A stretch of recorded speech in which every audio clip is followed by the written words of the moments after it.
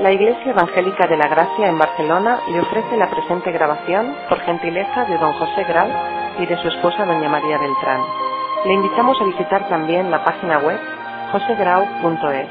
Deseamos que Dios le bendiga. La conferencia de esta tarde versa sobre el análisis crítico de la teología de la liberación.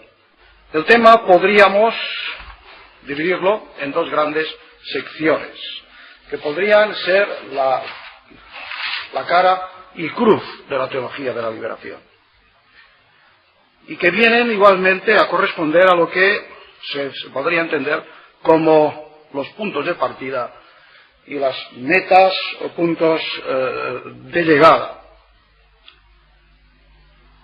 En cuanto a la cara, el aspecto positivo, porque hay aspectos que son positivos de la teología de la liberación. Al menos hemos de reconocer las intenciones, los motivos profundos, a veces incluso profundamente cristianos, a subrayar la dimensión social del mensaje bíblico, a subrayar la función crítica de la fe para la sociedad, la denuncia de los pecados de injusticia colectiva, los pecados estructurales, los pecados de ciertas instituciones, los pecados de omisión de muchos cristianos, de muchas iglesias. De ahí que hay que reconocer, incluso a veces hay que admirar el testimonio personal de compromiso en favor de los humildes, de los humillados, que toman algunos de los teólogos de la liberación. Hay que entender y reconocer que significó un gran cambio, que significó una cosa realmente difícil y admirable, el hecho de que personas que están en medio de una iglesia que tradicionalmente ha estado vinculada a los poderes establecidos, que todavía lo está, y ha sido soporte espiritual de todo un sistema de explotación indiscriminada, que hombres que son miembros de esta iglesia se atrevan a levantar su voz y empiezan a romper una lanza por las víctimas de la explotación, por las víctimas de sistemas injustos, a los cuales esta iglesia no es ajena a lo largo de los últimos 4 siglos, pues esto creo que es de admirar. Y de ahí que, en cierto aspecto, causó una gran sorpresa en Medellín y en Puebla, que son las conferencias episcopales de la Iglesia Católica Romana en Hispanoamérica en los años 68 y el 69, que allí en medio de aquellas conferencias episcopales se levantaran voces y dijeran que ellos querían estar al lado de los explotados, no al lado de los explotadores. Y aunque luego vemos que muchas de estas voces toman unos caminos equivocados, y quizá los métodos, la base teológica es muy deficiente, yo creo que hemos de ser justos y hemos de admirar el coraje, la valentía y las intenciones de estas personas. No podemos olvidar que 40 millones de individuos mueren de hambre prematuramente cada año en el tercer mundo. 40 millones de personas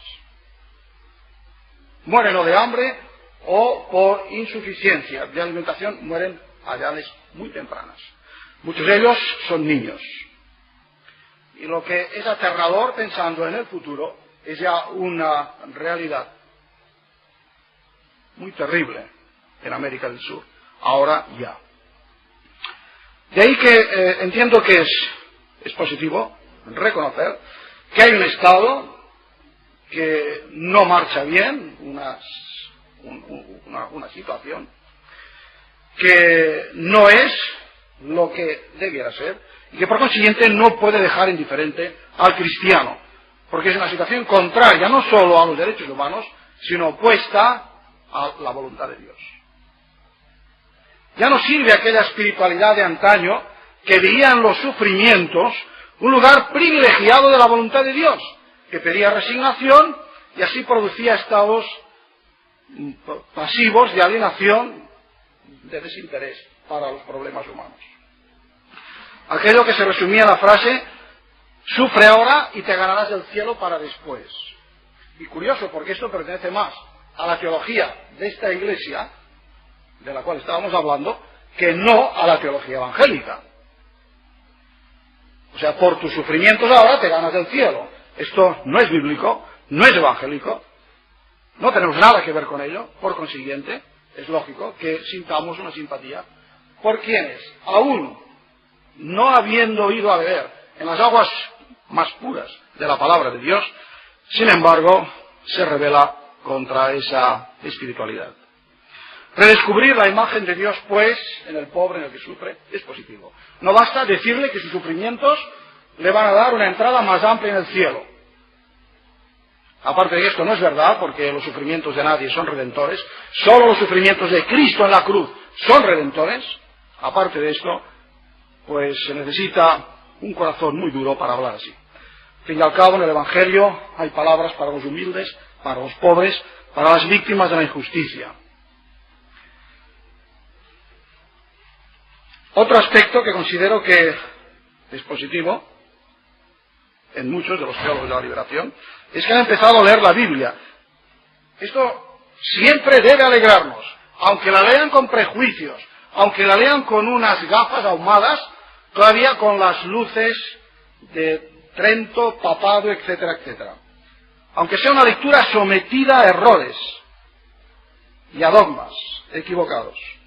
Aunque sea a veces también una lectura sometida y condicionada por lo peor del pensamiento protestante modernista, como Bultmann. A pesar de todo, la palabra de Dios es la palabra de Dios, del Dios omnipotente, que rompe los corazones. Yo siempre me acuerdo de la experiencia de un gran alemán, aquel pastor alemán, Martin Niemöller, que tuvo el coraje de enfrentarse a Hitler y al nazismo. Fue encerrado en la cárcel, luego en un campo de concentración, y no le permitían la celebración del culto, mientras que a los católicos se les autorizaba, porque sabéis que el Papa Pío XII concertó, no sé si un concordato, pero tuvo un acuerdo con la Iglesia Católica de Alemania, y entonces los católicos de Alemania podían celebrar su misa, los evangélicos no. Y al salir de la cárcel, cuando terminó la guerra, un periodista le preguntó al pastor Niemöller: ¿por qué cree usted que a los católicos se les dejaba celebrar la misa y a los evangélicos no se les dejaba celebrar el culto? Dice: hombre, esto es muy sencillo, esto es elemental. Cuando se celebra la misa, todo el mundo sabe lo que pasará, lo que va a pasar. Pero cuando se predica la palabra de Dios, nadie sabe lo que puede ocurrir. Y creo que el pensamiento ese debe también de darnos un poco de optimismo en relación a estas personas confusas, pero que parece ser que vuelven a algunos textos de la palabra de Dios. Lo grave, lo lamentable, es que solo acuden a algunos textos de la palabra de Dios, no a toda la palabra de Dios. Además, también vemos como un elemento que es positivo el redescubrimiento que hacen de que el Dios creador es el mismo que el Salvador, es decir, que intentan superar las dicotomías de origen platónico, no bíblicas, entre la naturaleza y la gracia, la creación y la redención. Y esto es importante, volver a redescubrir el reino. Pensemos que nosotros mismos, que lo tenemos en la Biblia, tenemos que redescubrirlo, al menos muchos evangélicos, tenemos que redescubrirlo. Creo que en este sentido, pues, los teólogos de la liberación son un acicate, son un estímulo. Cuando surgen errores o surgen movimientos equivocados, hemos de ver que Dios en su providencia, muchas veces, los utiliza para que su pueblo, para que la Iglesia despierte, para que se dé cuenta de que hay doctrinas olvidadas y vivencias también olvidadas. Ellos vuelven a redescubrir el ya y el todavía no. Todavía no ha llegado el reino, pero ya está aquí de alguna manera. Cierto que enfatizan más el ya. Y muchos, esto es trágico, se olvidan del aún no ha llegado todavía. Es decir, que la dimensión escatológica del reino la olvidan totalmente. Como si ya no hubiera ni siquiera más allá. Todo queda convertido, como vamos a ver luego, en una salvación que es simplemente horizontal y terrena y temporal. Pero que les ofrecemos nosotros. Si vienen y nos preguntan y quieren saber sobre el reino, les vamos a dar la profecía ficción de Hal Lindsey, les vamos a dar los calendarios de la proximidad del fin del mundo. Nosotros en la Biblia tenemos la doctrina de Dios, la palabra de Dios, pero a veces está enterrada y está olvidada.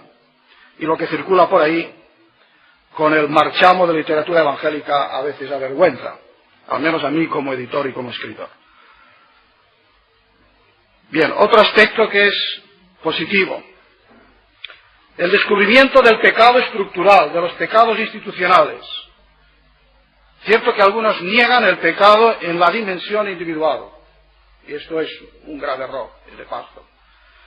Pero la necesidad del perdón individual no niega la realidad de que también los hombres somos llamados a arrepentirnos de ciertos pecados estructurales a los cuales hemos contribuido o estamos contribuyendo. En la Biblia hay el libro de Amós, por citar solamente uno. Hay pecados corporativos, estructurales. Y lo malo es que parece ser que siempre estamos en la ley del péndulo. O bien se enfatiza el pecado individual o el colectivo. ¿Y por qué tiene que ser así? Si la Biblia habla de ambos aspectos, si la palabra de Dios quiere iluminarnos en ambos aspectos. Otra cuestión, otra dimensión que es positiva en la teología de la liberación, es redescubrir la vocación profética, es decir, de denuncia del pueblo de Dios. Dios llama a su pueblo a ser una señal profética, una palabra viva, dinámica en la historia. La Iglesia es vanguardia de la nueva humanidad. Y dado que no podemos divorciar las palabras de los hechos, no podemos hablar del reino sin realizaciones concretas para encarnar el reino ya ahora en los asuntos más prácticos y próximos. En fin, hay toda una serie de aspectos de la teología de la liberación que hacen pensar. Y creo que hay mucho en las intenciones que es positivo. La lástima es que luego se malogra. Se malogra justamente porque no se parte únicamente de la palabra de Dios. Porque no es una vuelta a la palabra de Dios, sino que es una mezcla de ideologías, textos bíblicos, teología tradicionalista, etc.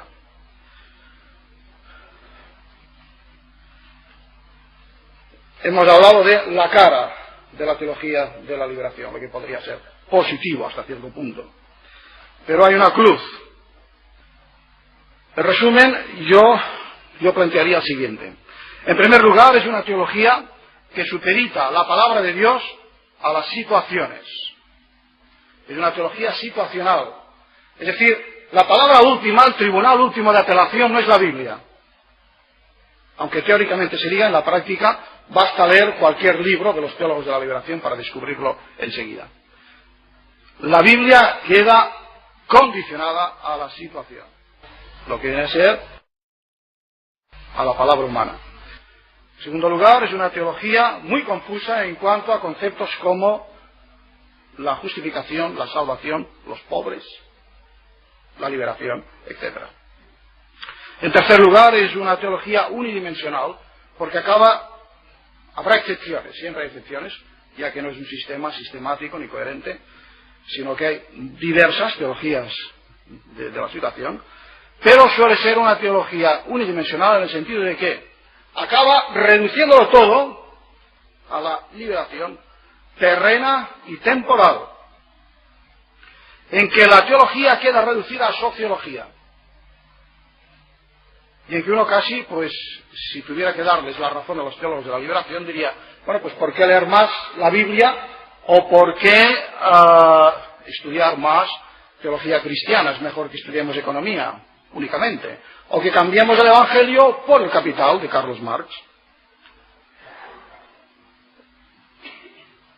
De ahí que, en cuarto lugar, sea una teología que acaba reduciéndolo todo a política. Es lo que digo, una politología. En quinto lugar, es una teología que desvaloriza el pecado personal, en aras, lo que antes os estaba explicando, del pecado colectivo. En sexto lugar, es una teología que tiende a identificar el Evangelio con el marxismo, es decir, la utopía marxista con el reino de Dios cristiano que viene. En séptimo lugar, es una teología que promueve un nuevo clericalismo. Octavo lugar, es una teología que erosiona la identidad y la misión de la Iglesia. Espero que esto haya tiempo para luego explicarlo más en detalle. En noveno lugar, es una teología que incita a la violencia. Hay excepciones, lo reconozco, no todos los teólogos de la liberación siguen por esta corriente, pero es evidente que muchos de ellos sí. Y en décimo lugar, es una teología que apenas tiene mensaje para los opresores, porque no se trata de convencer, sino de vencer, no de salvar, sino de aplastar. Bien, creo que todo esto es suficientemente importante y grave para que nos demos cuenta de que aún identificándonos con muchas de las razones que tienen los teólogos de la liberación para protestar por las situaciones de injusticia, aún sintonizando con sus sentimientos, su compasión, a ver la realidad, no solo de Hispanoamérica, sino en muchas partes del mundo, aún a pesar de simpatizar, de sintonizar y de intentar comprenderlos, es un hecho que desde el punto de vista de la palabra de Dios tenemos que decir, no podemos seguir, no podemos continuar con vosotros. Por lo que acabo de apuntar y que ahora voy a considerar al menos en algunos de los aspectos. El hecho de que se manipule la Biblia es muy grave. La manipulación de la Biblia es algo tremendamente peligroso. Por un lado, la alegría de ver que leen más la Biblia, pero por otro lado, la manipulación de la Biblia, repito, es algo peligrosísimo. El diablo usaba la Biblia manipulada al intentar tentar a Jesús al principio de su ministerio, no lo olvidemos.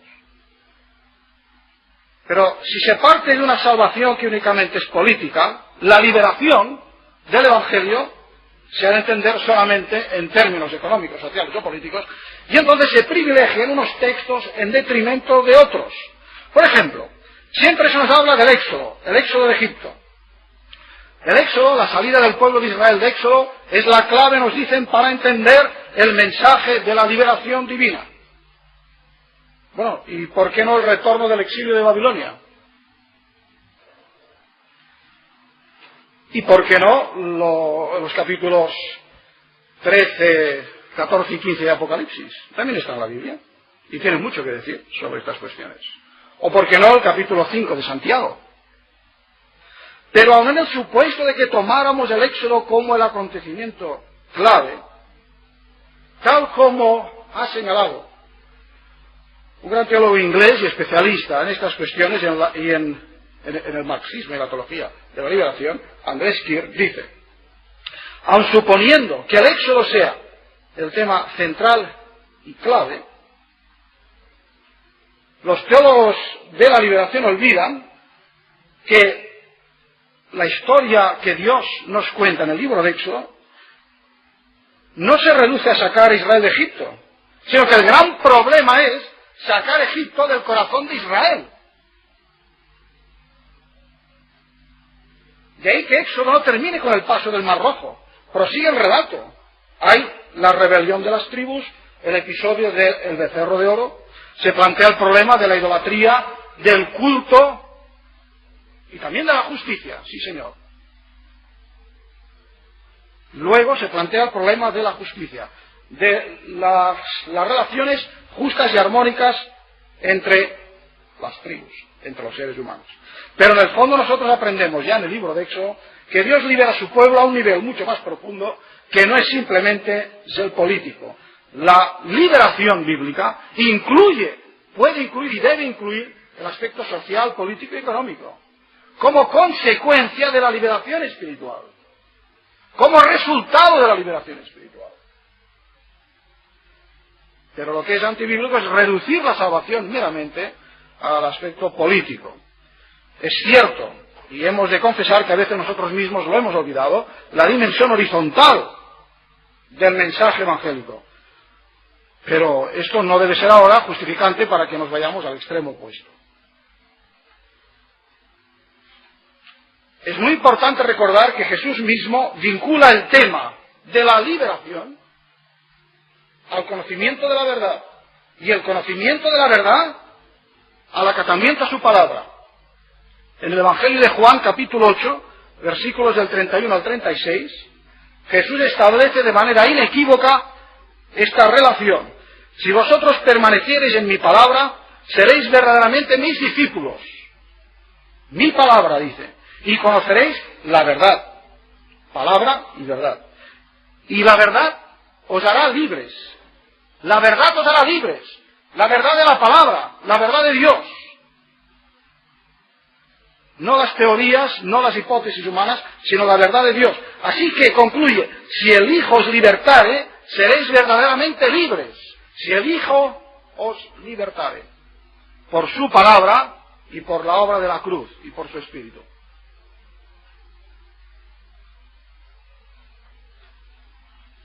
La teología de la liberación es unidimensional y acaba, tal como he dicho, disolviéndose en la sociología. Es una teología en la cual apenas hay lugar para las actitudes personales, se condenan como egoístas. El individuo tiene que sacrificarse en aras de la colectividad, es el colectivismo, los dos extremos que condena la palabra de Dios, el individualismo, el colectivismo. Ahora bien, rechazar el enriquecimiento espiritual, interior y personal, tildándolo de individualismo o privatización de la fe, sería lo mismo que prohibir a un individuo el alimento corporal bajo el pretexto de que es una función egoísta e individualista.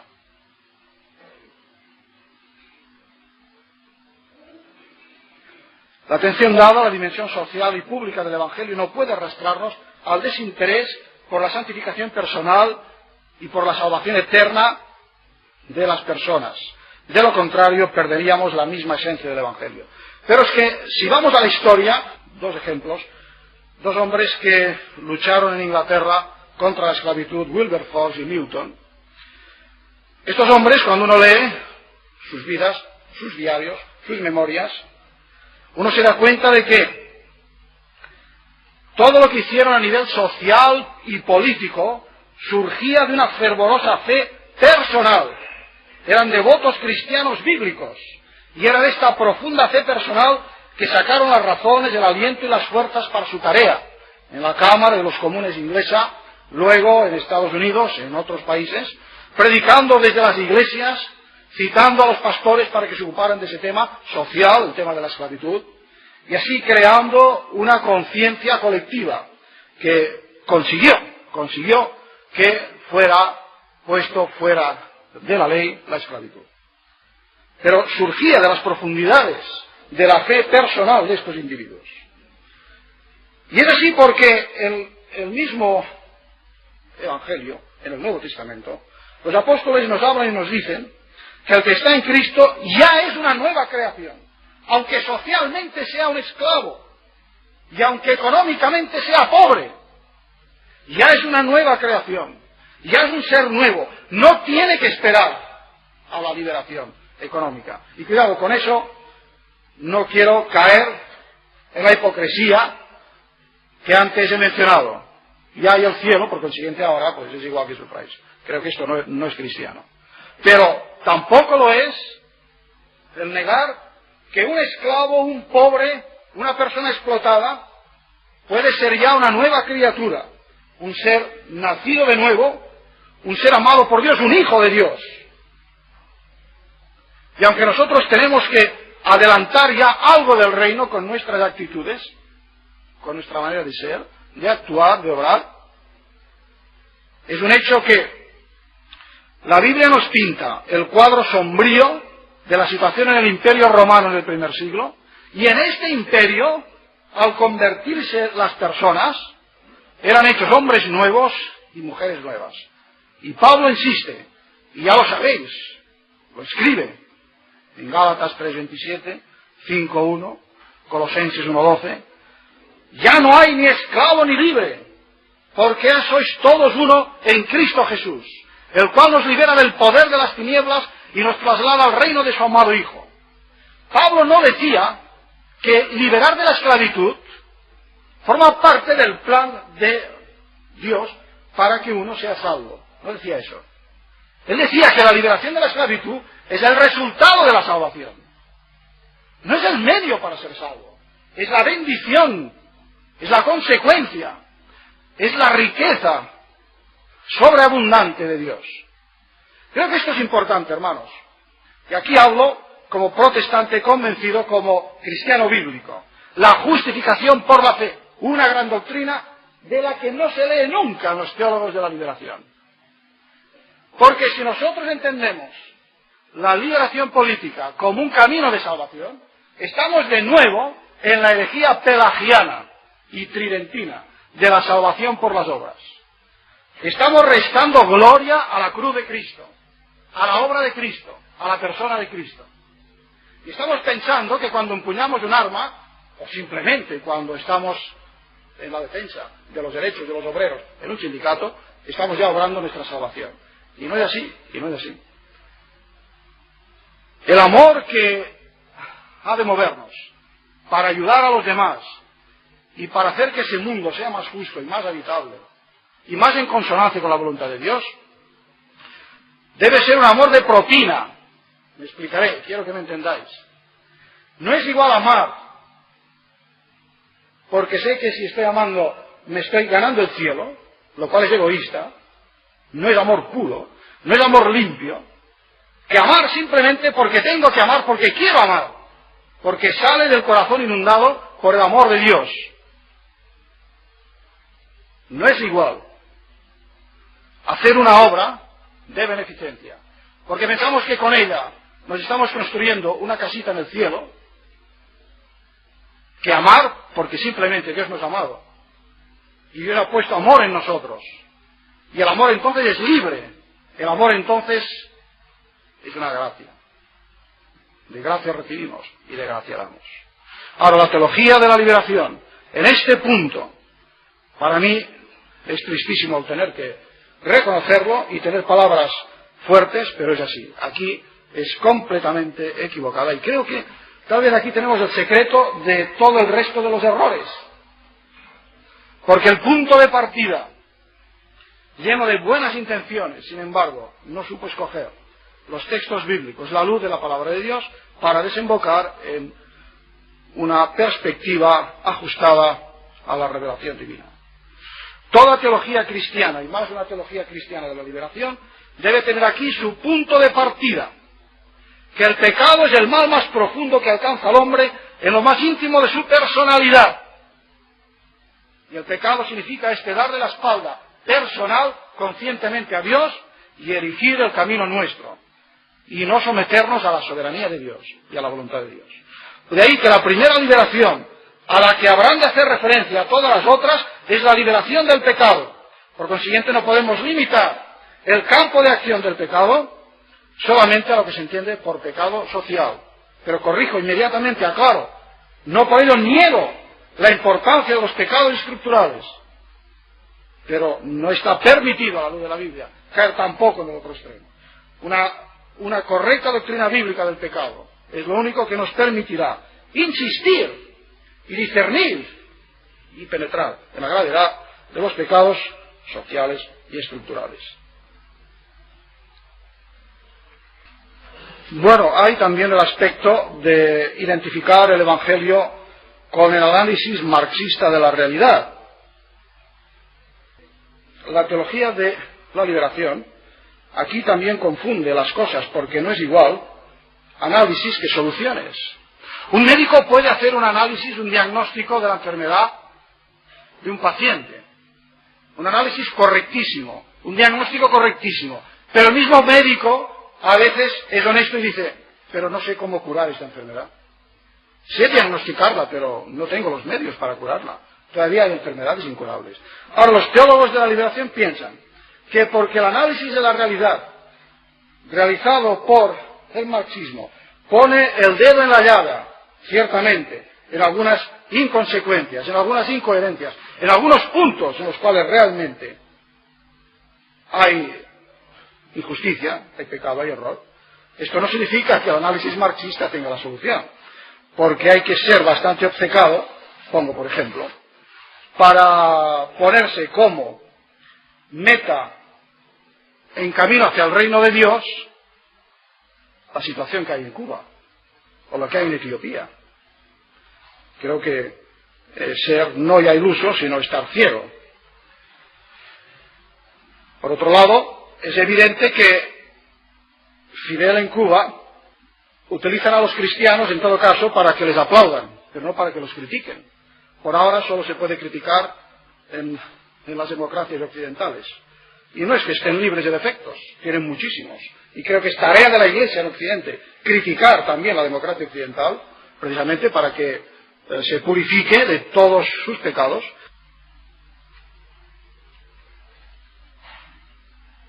Os voy a leer el testimonio de un sacerdote que trabaja en el Brasil. El hombre dice lo siguiente de algunos de los compañeros que trabajan también, que militan en la teología de la liberación. Dice, en la práctica, muchos de los sacerdotes, influenciados por la teología de la liberación, callan en su predicación o catequesis la dimensión personal de la fe y no hablan de las maravillas de la gracia, de la necesidad de la salvación de las almas, de la urgencia de la oración individual. Tengo la impresión de que están tan absortos en la praxis marxista que se olvidan de la praxis cristiana. No hablan, por ejemplo, de la necesidad de la oración individual. Y lo más triste es que a veces no la practican, no creen en la oración. Llegan incluso algunos a afirmar su inutilidad. No solo no hablan del pecado estrictamente personal y puramente interno, sino que llegan a ponerlo en duda. Y no solo no hablan de la posibilidad de una condenación eterna, sino que la niegan explícitamente. Bueno, y no sería difícil continuar la lista. Bien se continúa que no debemos culpar por ello a la teología de la liberación, solamente, pues es un fenómeno universal y el cuestionamiento y la falta de alegría por ser cristiano, por desgracia, es general. Pero fue en este clima donde nació la teología de la liberación, y de él absorbió no pocos elementos, y en él vio una especie de liberación de la propia teología. Es decir, que la teología de la liberación acaba siendo la liberación de la teología. No necesitamos ya la teología para nada. Esto es triste, yo creo que esto es muy triste. Porque, repito, siempre tenemos que estar entre o un extremo o el otro. ¿Por qué no podemos predicar un domingo y vivir y anunciar y compartir la doctrina de la justificación por la fe? El capítulo 4 o 5 de la carta a los romanos. Y luego otro domingo hablar de Santiago, de Amós, de Isaías, de los profetas de Israel. ¿Por qué no enfatizar el pecado personal y luego el estructural? Si todo está en la Biblia. Todo está en la Biblia. ¿Por qué hay que ir de un extremo al otro? Este es el peligro. Ahora bien, yo cuando suelo exponer ese tema de la teología de la liberación, cuando concluyo, digo, mirad, mi conclusión es una contrición también. Conclusión y contrición. Cuidado, no estemos hurgando en la paja que vemos en el ojo ajeno y no sepamos ver la viga que está en nuestros ojos. Nosotros que lo hemos reducido todo a un individualismo radical, nosotros que tenemos como grandes asignaturas pendientes la doctrina del reino, la doctrina de la creación y tantas otras, nosotros que hemos olvidado grandes porciones de los profetas de Israel, creo que es un reto y Dios nos invita a que allí donde encontremos los énfasis equivocados nosotros pongamos los correctos. Por ejemplo, cuando nosotros vemos el peligro de la incitación a la violencia que comporta la teología de la liberación, creo que tienen que ver en nosotros, hacedores de paz, gente que realmente es pacificadora. Por cierto, entre paréntesis, es muy triste ver cómo los teólogos de la liberación menosprecian a líderes, no explícitamente, implícitamente, a hombres como Luther King, de quien, por ejemplo, os voy a citar, un escritor de la teología de la liberación dice: respetábamos la integridad del compromiso personal de Luther King en la lucha por la justicia, por supuesto, era un hombre honesto. Sin embargo, su método no violento para el cambio radical de las estructuras sociales no era lo suficientemente radical y además dependía demasiado de la posibilidad de cambiar los corazones de los opresores blancos. Le critican, creo, lo único que creo que en Luther King no se puede criticar. De todo hombre podemos criticar un montón de cosas, pero lo que creo que no podemos criticar de un cristiano es que él no solo luchaba por la liberación de los oprimidos,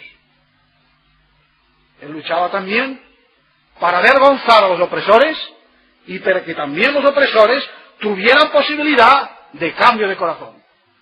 Creo que esta es la laguna terrible de la teología de la liberación.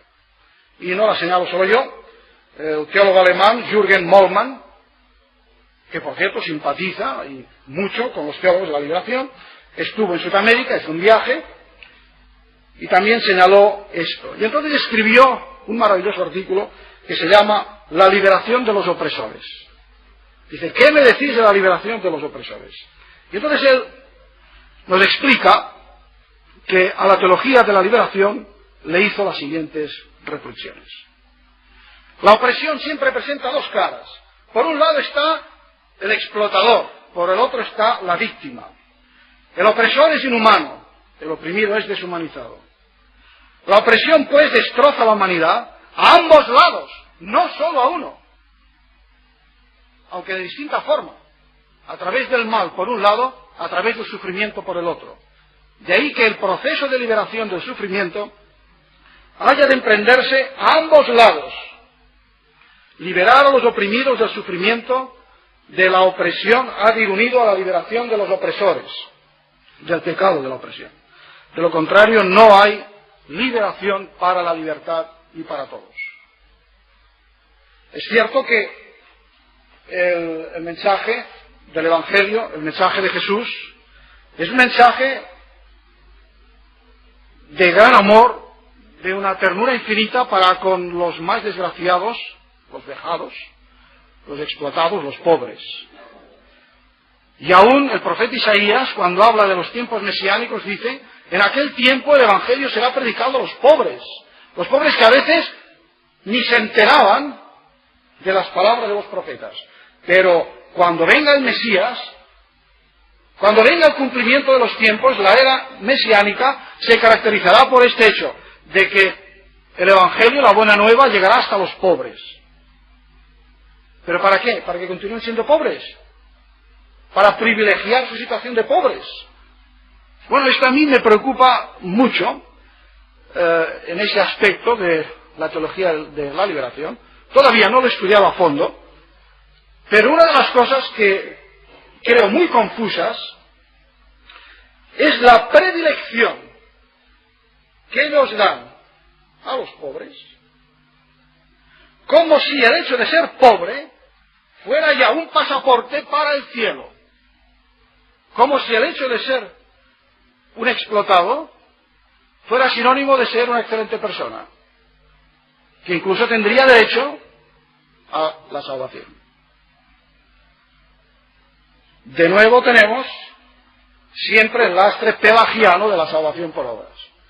Porque si una cosa está clara en la Biblia, en los profetas del Antiguo Testamento y en los mensajes de Jesús en el Nuevo, es que la predilección de Jesús por los marginados no es para exaltar la pobreza, es todo lo contrario, es para acabar con la pobreza.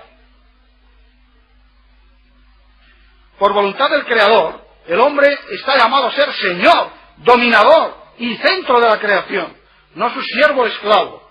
La pobreza no es una virtud en sí misma, es una desgracia. La pobreza es una desgracia. Y por consiguiente una desgracia no puede garantizar la salvación. Por eso yo, una de las cosas que digo, no veo nada claras en el horizonte de los teólogos de la liberación, es esa magnificación que hacen de la pobreza. Quizás que nos están construyendo un mundo futuro a base de pobres. Pero para eso no se necesitaba tanta reflexión, porque ya lo hemos experimentado en tantas ocasiones bajo tantos sistemas.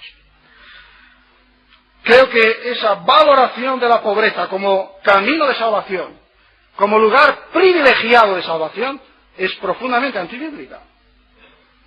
Leamos, por ejemplo, las bienaventuranzas. Lucas 6, 20, 21. Bienaventurados los pobres, porque de ellos es el reino de Dios. Bienaventurados los que tienen hambre. ¿Por qué?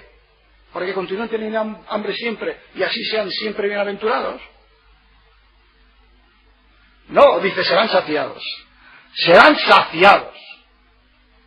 O sea, Dios les va a dar hartura abundante. Yo siempre desconfío como cristiano de los que halagan y alaban a los pobres para mantenerlos en la pobreza y para ofrecerles la simple distribución de la miseria. El proyecto de Dios no tiene nada que ver con eso. El proyecto del reino de Dios no es el reparto de miseria, sino de riqueza, de un mundo creado por Él para que de Él gocemos todos, sin excepción, en plenitud y en abundancia. Esta es la meta del reino de los cielos. Aquí ocurre un poco como aquellos que halagan y alaban a la juventud. Claro, porque son clientes en perspectiva, hay que alabarles y halagarles para sacarles el dinero que tienen en el bolsillo. Cuidado, desconfiemos de los que halagan y alaban. Y veamos cuál es la meta última. Por esto digo que en la cara y cruz de la teología de la liberación podemos sentirnos muy identificados con el punto de partida, con el mismo horror, los mismos sentimientos de desgarro ante situaciones concretas de injusticia. Podemos darnos cuenta de que tenemos que redescubrir mucho del mensaje bíblico, vivirlo sobre todo. Tenemos que redescubrir el sentido profético de la Iglesia, la denuncia de pecados estructurales. Sí, todo eso es verdad, todo eso es verdad. El punto de partida, la cara de la teología de la liberación. Pero la cruz, que es la utopía, la meta que se propone, es muy vaga, es muy confusa. Y creo que no es ni inteligente, ni piadoso, ni recomendable por la palabra de Dios el cambiar una cosa tan ambigua y tan vaga por la claridad del mensaje del reino de Dios, por la claridad de las propuestas bíblicas. Aunque, como os decía hace unos momentos, yo no digo esto solo como una conclusión, sino también como una contrición. No nos apresuremos en ver la viga en la mirada del prójimo, porque nosotros también tenemos mucho que aprender. La historia de las iglesias evangélicas está llena de días muy gloriosos, en los que con la Biblia, solo con la Biblia, el pueblo de Dios fue de bendición al mundo. Fue realmente sal y luz de la tierra. ¿Qué ha pasado para que no lo seamos ya? O para que lo seamos poco, casi nada, no en la medida que Dios quiere. Por esto, hemos de decir no a la teología de la liberación, tal como se nos viene enunciada por toda esa corriente de moda, pero no podemos decir no a la liberación bíblica, al mensaje bíblico, a la salvación completa que Dios en Cristo y por su Santo Espíritu quiere obrar en preparación, en marcha, en camino, hasta que venga su reino, en los cuales morará la justicia. Que Dios nos ayude a entender las cosas a la luz de su palabra y que sea su palabra siempre el centro, la claridad que nos guíe en nuestro discernimiento.